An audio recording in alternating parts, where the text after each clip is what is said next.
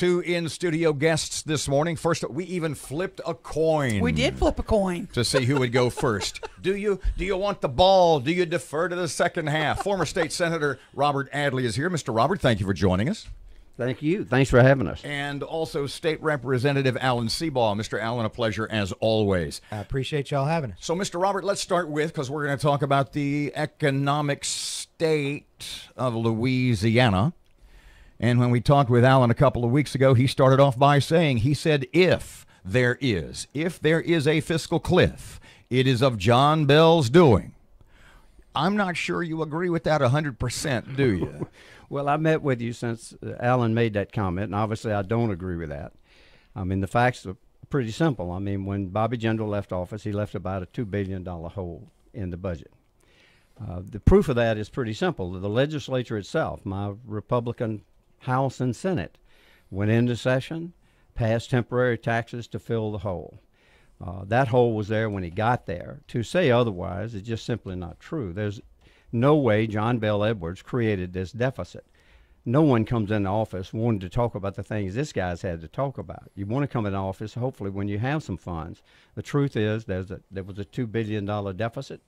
Most of it created because Bobby Jindal had spent all of his time sweeping funds, one-time money in the budget. For example, the year before John Bell came in office, there was $800 million in one-time money. Well, it doesn't take a genius to figure out if one-time money's gone in a year, you start out with that $800 million hole.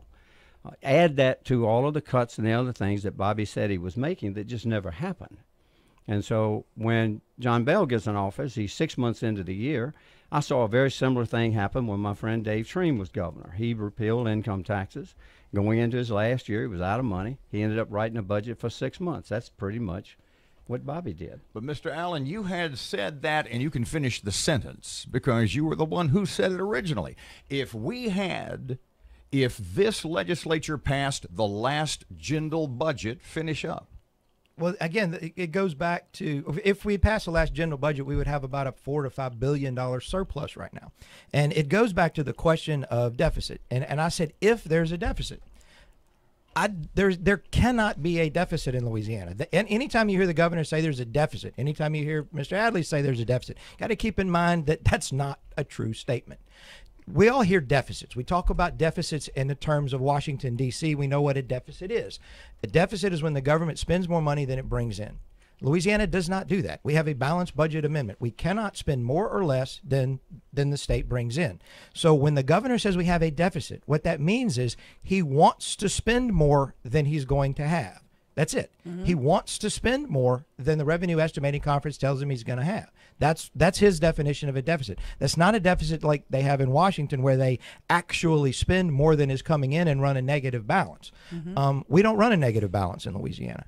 And there was a comment about Jindal's last couple of budgets.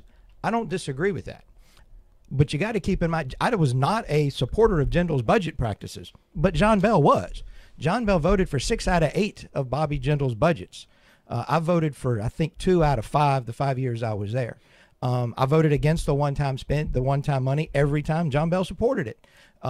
So, to say that, I'd reject the premise that there is a deficit. And the fact that, again, if you look at what the size of government was when Bobby Jindal left office, it was about $5 billion a year less than it is right now. So to say that, he's doing with less money is just not true. Let me ask y'all this, and we'll start, Robert. I'll start with Wait a minute. Now, we need to clarify what a deficit is. Okay. For Allen to sit here and tell you there's no such thing as a deficit, it's just absolutely false. When the legislature passes its budget, and Allen knows, when they pass the budget, it's based on a revenue estimate they have, based upon the amount of funds they believe they're going to receive during the year. If those funds do not materialize, you then have a deficit. That's a fact in your household. If I plan in on your a own Christmas household, bonus, if you plan the year out and money goes right, and the revenue you thought was coming in, you have a deficit. To sit here and say that the government doesn't have a deficit is absolutely ludicrous. To sit here and say that the budget was actually bigger is also wrong. So did we plan the revenues wrong? Did we not estimate what was coming We in have wrong? we have a revenue estimating conference that estimates what they think your revenue stream is going to be. Couple that with the budget that the legislature is given to pass that also recognizes certain cuts and other things that are going to happen. If those things do not happen, and they didn't happen under Bobby Jindal, many of the recommendations they have, I'll give you a prime example.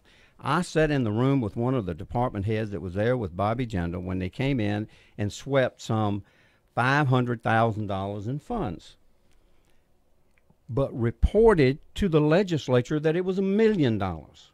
So when the legislature prepared their budget, they spent $500,000 more than revenue that they were going to have. They didn't know it at the time, but by January, when the bills get paid, then a deficit occurs. Mm-hmm. To say there's no such thing as a deficit is just outrageous. To also say that this budget is bigger, it is bigger because of federal money. Let me ask you hold that on, because it's a before we move on, I wanna $28 clarify billion something. budget. It's the biggest we've ever had, and I don't understand. Let me share that with you. This y'all are on a very critical point. The state of Louisiana is getting more federal dollars today than it ever has before. That is a good thing. That's getting money from Washington, taxpayer money that's ours. That's still my money. Let me give you an example. They're going to spend it in New York if we don't take it. But let me show you. John Bell saved $300 million in the state general fund, this $3.4 billion that happens to be $1 billion less than it was in 2008. He saved $300 million by taking more federal money. And let me tell you how. When he did his Medicaid expansion, we have Medicaid citizens in this state, just like in every state. The match for Louisiana before the expansion to get the federal money was 62%, 62 cents on the dollar. When we did the expansion, the match became 5 cents on the dollar. That in itself saved $300 million in the budget. It raised the overall budget because of federal money. Now, let me make this clear. One thing people need to understand about federal money. To use that in this discussion is so wrong because to spend the federal money you receive from the feds in any other manner than they dictate is illegal. You can't use it in the state general fund. Now, Alan, you know that.